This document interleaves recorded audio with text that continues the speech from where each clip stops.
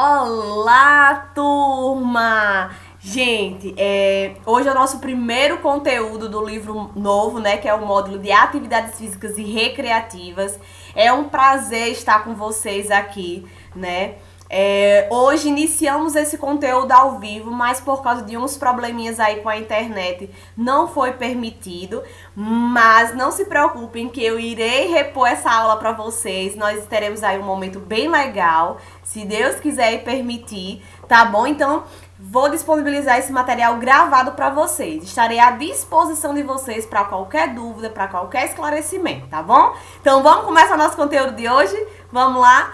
Gente, hoje nós iremos trabalhar o capítulo 1, a página 11, da página 11 à página 14. Nós iremos trabalhar o tema noções da psicomotricidade. Então, se você ainda não sabe o que é psicomotricidade, nunca nem ouviu essa palavrinha, preste bastante atenção nesse conteúdo de hoje, nós iremos trazer muitas informações legais desse conteúdo para você, ok? Então, vamos lá, vamos começar aqui. Deixa eu diminuir aqui meu rostinho, trazer para cá e vamos lá. Pegue aí o material de vocês. Se vocês ainda não tiverem aí o material em mãos, quiser que eu mande fotos do livro, pode comentar também que eu vou e mando sem problemas nenhum, certo? Mas quem já tiver o material, ótimo. E aí eu sempre dou a dica de vocês pegarem o material, fazer uma leiturazinha prévia antes, certo? E aí depois vocês poderiam me falar um pouco mais sobre o que você achou, o que você espera desse livro, certo? Vocês podem conversar comigo lá pra gente interagir melhor. Então, basicamente, o livro de atividades físicas e recreativas, nós iremos ver várias coisas importantes para a gente acrescentar na rotina de um idoso, de um adolescente, de uma criança, seja qual for o público, mas que a gente sabe que necessita ter um momento aí diferenciado na rotina desses indivíduos, não é isso? Então a gente sabe que quando a gente vai trabalhar para alguém, quando a gente vai ser cuidadora de alguém, seja de qualquer um desses públicos que eu falei anteriormente, a gente precisa sempre mostrar o nosso melhor, a gente precisa sempre inovar, né? E não ser apenas mais um. Mais um que eu digo é o quê? Aquele profissional que sempre faz a mesma coisa, aquele profissional que espera as coisas acontecerem, né? E eu costumo dizer que a gente precisa sempre pensar dessa forma, né? Que é a seguinte, ofertar sempre o melhor serviço e trabalhar a qualidade de vida das pessoas. Se eu posso melhorar a qualidade de vida daquele paciente, eu estou ali, eu posso fazer, então faça, né? Então a gente muitas vezes tem idosos que necessitam de ter um momento de atividade física, mas não tem porque não tem alguém que estimule, não tem ninguém que esteja ali próximo, alguém que vá com ele fazer uma caminhada, leve para aquela pracinha, para aquelas academias ao ar livre, né? Momentos de recreação. Tem idosos que passam o dia sozinho, calado, sem trocar uma palavra, porque não tem, né? O cuidador fica lá no canto dele, só faz o básico, alimentação, medicação e pronto. Tendo muitas horas livres aí, né, para trabalhar com esse idoso, jogar, conversar, botar uma música, seja o que for. Então, é exatamente isso que a gente vai trabalhar nesse livro aqui. Trazendo para vocês muita coisa da minha área, né, da fisioterapia, que a gente pode acrescentar na vida das pessoas para trazer qualidade de vida, ok? Então, hoje nós iremos aprender noções da psicomotricidade. Quem tem filho aí já deve ter ouvido essa palavrinha em algum lugar, né? Porque nas escolas existem salas da psicomotricidade, salas onde trabalham justamente esses elementos aí nas crianças, né? Então, quem não ouviu, vai aprender agora, e quem já ouviu vai se aprofundar um pouquinho mais, né? E aí eu já começo fazendo uma perguntinha para vocês, que é o seguinte: o que é psicomotricidade? Para vocês, o que é a psicomotricidade? Vocês podem observar essa imagem e vocês podem ver aí que tem várias crianças brincando, né? E aí vocês já tiram algumas informações dessa imagem. A psicomotricidade é justamente a forma que a criança, o ser humano, tem de se desenvolver, né? se desenvolver com vários estímulos. Esses estímulos podem ser lúdicos, como brincadeiras, né, até outros estímulos normais do cotidiano, né? Quando vocês nascem, quando o ser humano nasce, ele nasce sem saber de nada. A criança, ela vem ao mundo sem saber nem se alimentar, né? Porém, a criança, ela nasce com alguns reflexos que ajudam a criança nesse desenvolvimento. E eu vou falar um pouco mais disso mais à frente. Então, a gente já sabe que a psicomotricidade, ela é algo a ver com o desenvolvimento infantil, tanto psicológico como motor, certo? E aí nós temos aqui, ó, a psicomotricidade, ela é a ciência que tem como objetivo de estudo o homem através do seu corpo, em movimento e em relação ao seu mundo interno e externo. A gente pode pegar a palavra psicomotricidade e dividir, certo? Então, psi vem de emoções, co de cognição, moci, né, de movimento, idade de etapas de desenvolvimento humano. Como eu falei para vocês, né, a gente vai aprendendo no decorrer da nossa vivência. Até então a gente nasce sem saber de nada. Não, professora, a criança quando nasce ela come. Ela come porque ela tem reflexos automáticos de sobrevivência, reflexos primitivos. Tudo que a criança faz é instintivos para viver, né? Ela faz aquilo porque se ela não fizer, ela não vai viver. O corpo humano, ele identifica tudo, né? Então eu trouxe aqui algumas imagens, isso aqui é só informação, não tem no material de vocês, é informações para vocês saberem, né? Que quando a gente nasce literalmente sem saber de nada, a gente nasce apenas com reflexos. Então nós temos o reflexo de sucção, que é esse reflexo que a criança, tudo que você coloca na boca da criança, a criança ela vai fazer o movimento de sugar, tanto que o recém-nascido, ele quando é colocado no peito da mãe, automaticamente ele vai fazer esse movimento de sucção, porque ele precisa se alimentar, mas não é só no peito que ele vai fazer o movimento de sucção. Se você colocar o dedo, ele vai sugar, se você colocar um lápis, ele vai sugar, porque está sendo estimulado aquela região, certo? Esses reflexos primitivos, eles vão perdendo de acordo com que ele vai ganhando habilidade, certo? Depois de um tempo, a criança ela perde esse reflexo de sucção. Tudo que você vai colocar na boca da criança, ela não vai mais sugar. Por quê? Porque ela já entendeu, o corpo dela já entendeu que ela não precisa mais desse movimento para sobreviver, para comer, né? Quando ela tá com fome, ela pode muito bem comer. Se ela não quer comer, ela não precisa movimentar mais, fazer um movimentozinho de sucção, certo? Existe o reflexo da marcha. Recentemente estava rolando aí na internet um vídeo do médico segurando uma criança que tinha acabado de nascer em cima de uma bancada e a criança dando uns passinhos. Aí o povo, meu Deus, é o fim do mundo, as crianças já estão nascendo andando, daqui a pouco correndo, não sei o quê. Gente, é um reflexo da marcha, certo? É um reflexo primitivo, a criança já nasce com esse reflexo. Qualquer criança de qualquer século, quando você pega a criança, coloca ela em pé e deixa o contato dos pés com uma bancada, automaticamente o corpo dela vai fazer movimentos, né, de caminhada normal, da marcha, né? E existem outros reflexos,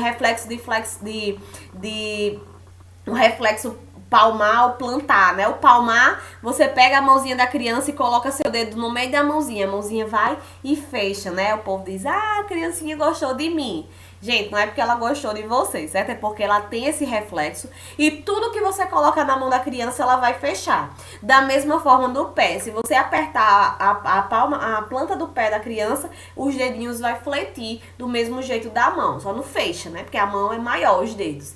Mas também vai ter esse movimento de fletir, certo? E existe outros. Existe o reflexo de Moro, que é quando a criança, a gente vai fingir que vai soltar a criança, ela se assusta e abre o bracinho. Tem outro que coloca o bracinho, a gente finge que vai dar uma queda, a criança de barriguinha para baixo já estica a mãozinha como se fosse de proteção. E existe outros e outros e outros, certo? Então, como eu falei para vocês, de acordo com que a gente vai se desenvolvendo, a gente vai ganhando aí como é que eu posso dizer? A motricidade, né? A coordenação motora de todo o nosso corpo e o desenvolvimento psicológico também, né? Da nossa cognição. Então, nós temos aí a psicomotricidade trabalha com elementos, né? Nós temos aí vários elementos psicomotores. Então, nós temos esquema corporal, imagem corporal, tônus, coordenação, motricidade fina, organização espacial, ritmo, lateralidade e equilíbrio. E eu vou falar um pouquinho mais sobre cada um. Gente, o esquema corporal é a consciência que o indivíduo tem do seu próprio corpo, né? Ele percebe que o seu corpo pode agir, pode funcionar como meio de comunicação, tanto com ela como com o próximo. Então, ela percebe que o corpo dela, ela pode pegar a mãozinha dela, levar até você para pedir água. Ela percebe que quando ela quer uma coisa, ela pode se dirigir até aquele local, certo? Então, é a consciência do seu próprio corpo como meio de comunicação. Nós temos aí a imagem corporal, que é como nós nos vemos e percebemos o nosso corpo. Então, é muito importante sempre estimular a criança a se ver, ou por foto, ou pelo espelho. A criança, ela precisa saber quem é ela, né? Muitas vezes a gente pega uma foto e aí mostra pra criança, quem é esse? Ela diz papá, diz mamãe, diz o nome da irmã, mas ela não auto se reconhece. Por quê? Porque ela não tem não é estimulada a estar sempre vendo quem é ela, né? E aí a criança não sabe. Então é muito bom a gente trabalhar com a criança para ela saber como é o cabelinho dela, qual é a cor do olhinho dela, do rostinho, né? A cor da pele. Então é muito bom ela se reconhecer. Tônus, né? O tônus, ele é a tensão fisiológica do nosso músculo. Todos nós, né, somos saudáveis, temos aí o nosso tônus muscular normal, certo? Mas existe algumas crianças que nascem com alguma patologia que pode aumentar esse tônus ou pode diminuir esse tônus. Como assim, professora? Eu vou dar 2 exemplos. De tônus elevados, as hipertonias e a hipo, né? Que é como? Paciente com síndrome de Down, crianças com síndrome de Down. Crianças com síndrome de Down, ela tem o tônus diminuído, elas são mais molinhas, elas são mais flácidas, né? E aí elas têm uma dificuldade em se desenvolver por causa justamente desse tônus. Com o tempo ela se desenvolve? Sim, mas existe uma dificuldade maior, um atraso no desenvolvimento, não é isso? Já uma criança com PC, com paralisia cerebral. A criança com paralisia cerebral é aquela criança rígida, né? Que a mãozinha fica mais rígida, o bracinho é mais rígido. E pra gente movimentar esse braço, existe muita resistência. E aí a gente não consegue, às vezes, abrir, né? Ou até mesmo a criança começa a desenvolver deformidades dos membros justamente por causa do aumento do tônus. É tão alto que aí ele não consegue se movimentar bem, né? Então nós temos aí esses 2 exemplos de mais e de menos.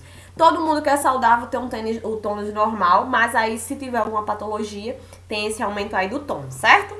Coordenação global, motricidade ampla. Toda criança nasce quando começa a andar sem uma gota de coordenação. É tanto que quando a criança ela começa a dar os primeiros passinhos, além dela cair muito, ela anda com o quê? Com as perninhas muito abertas, né? Por quê? Porque ela ainda tá trabalhando ali o equilíbrio dela. Então ela abre mais a base, os bracinhos balançam mais, né? Porque justamente ela tá trabalhando ali grandes grupos musculares para desenvolver.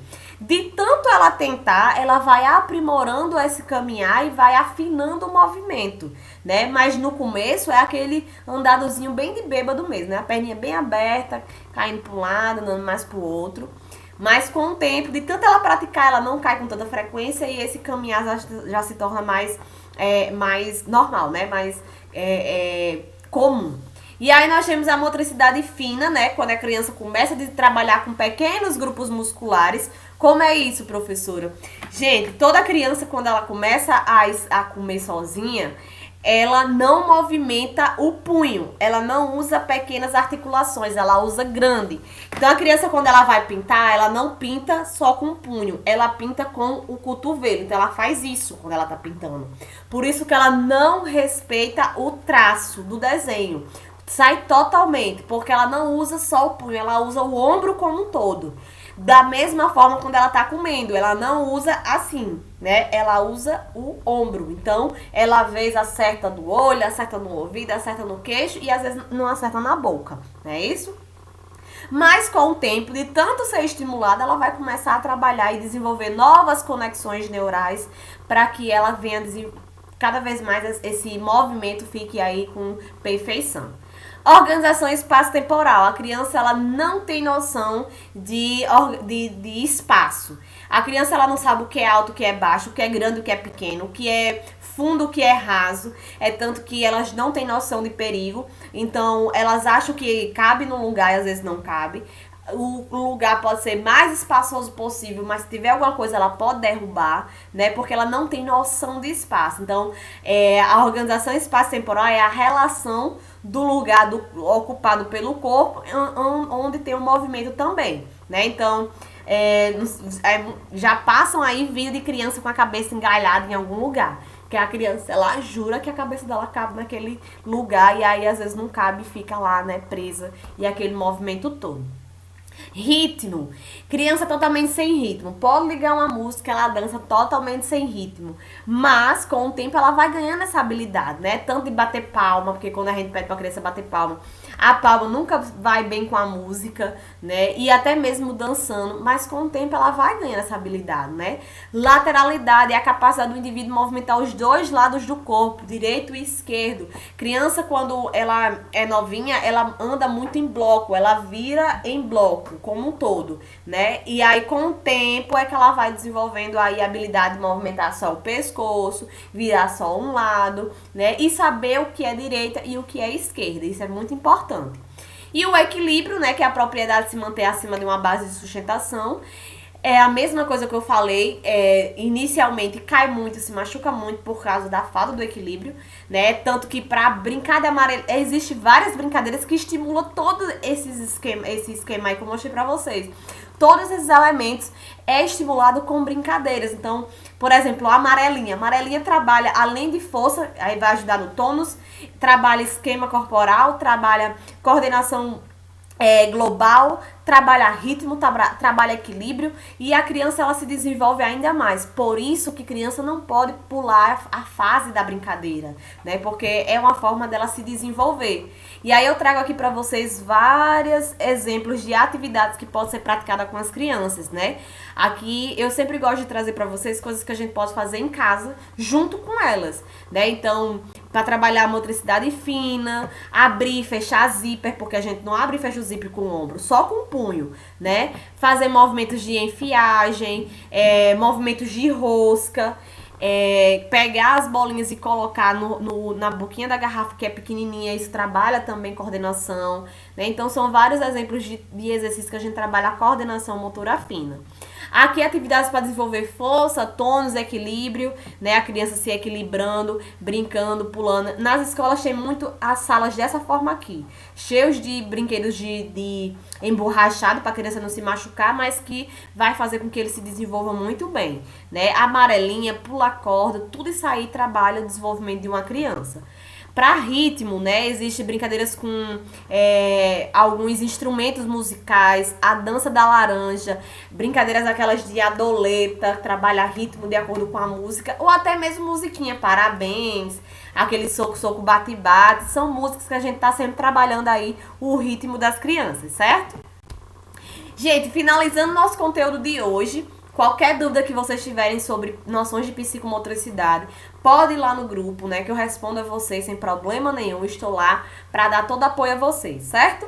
Nosso próximo conteúdo nós iremos falar sobre a diferença de atividade física para exercício físico. Vamos conhecer os benefícios, entre outras coisas, certo? Então, já vão lendo aí, já vão antecedendo aí o conteúdo no material de vocês. Deixo aqui a nossa frase de hoje, né, nessa quinta-feira maravilhosa, e é o seguinte: sem sonhos a vida é um amanhã sem orvalhos, um céu sem estrelas, um oceano sem ondas, uma vida sem aventura, uma existência sem sentido. Então sonhe, mas não fique só no sonho, né? Corra, persista e insista que vocês vão alcançar, vocês alcançarão aí o que vocês almejam, tá bom? Um super beijo no coração de vocês. Tchau, tchau e até o nosso próximo encontro.